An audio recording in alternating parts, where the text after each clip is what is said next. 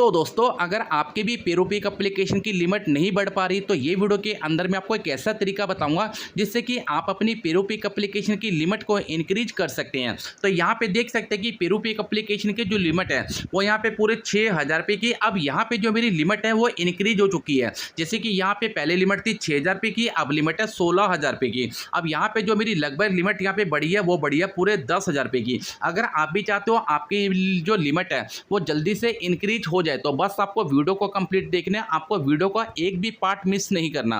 दोस्तों जब भी आपको पेरोपिक एप्लीकेशन की तरफ से लिमिट मिलती है, मान लो आपको यहाँ पे जो लिमिट मिलती है वो मिलती है 6,000 रुपये की। अब आपको 6,000 रुपये की लिमिट मिली, अब आपको जो टाइम मिलता है वो मिलता है 62 दिन का।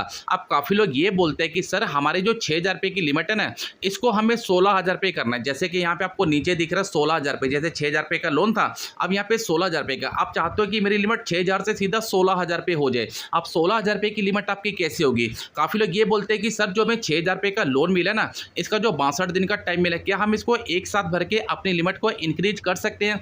ऐसा बिल्कुल भी नहीं है। मैंने अपनी लिमिट को कैसे इंक्रीज किया वो भी मैं आपको यहाँ पे बता दे रहा हूँ। काफ़ी लोग ये बोलते हैं कि सर 1 साल हो चुका है, अभी तक पेरोपिक एप्लीकेशन की जो लिमिट है वो इंक्रीज नहीं हो पा रही। तो यहाँ पे देखो, यहाँ पे जो मेरी पहले लिमिट थी वो थी 6,000 रुपये की, उसके बाद 16,000 रुपये की, 16,000 से पूरे 38,000 रुपये की, 38,000 रुपये से पूरे 47,000 रुपये की मेरी लिमिट हो चुकी है। अभी मैं आपको नहीं दिखा सकता क्योंकि मेरा अभी जो वहाँ पे लोन है वो एक्टिव है, पर यहाँ पे मैं आपको कुछ तरीके बताऊंगा जिससे कि आप अपनी लिमिट को जल्दी से इंक्रीज कर सकते हैं। दोस्तों सबसे पहला ऑप्शन यहाँ पे ये निकल के आता है कि आपने पेरोपिक एप्लीकेशन से लोन ले रखा है 4,000 रुपये का, 5,000 रुपये का, 10,000 रुपये का। सबसे पहले तो आपको उसकी जो रीपेमेंट है वो मंथली में ही करनी है, एक साथ आपको पे नहीं करना। और आपको पेरोपिक एप्लीकेशन की जो EMI है उसको बिल्कुल भी डिले नहीं करना, आपको उसको बिल्कुल भी मिस नहीं करना। अगर आप उसको एक बार भी मिस करते हैं ना तो भी आपकी जो लिमिट है वो कभी भी नहीं बढ़ेगी। अब आप अपनी लिमिट को कैसे इंक्रीज कर सकते हैं? इंक्रीज करने के पास आपके पास दो ऑप्शन है। पहला ऑप्शन आपको मिलता है कि आपको इसकी जो रीपेमेंट है वो एकदम टाइम से करने रहना है, 1 महीना 2 महीना, उसके बाद आपको लोन मिला,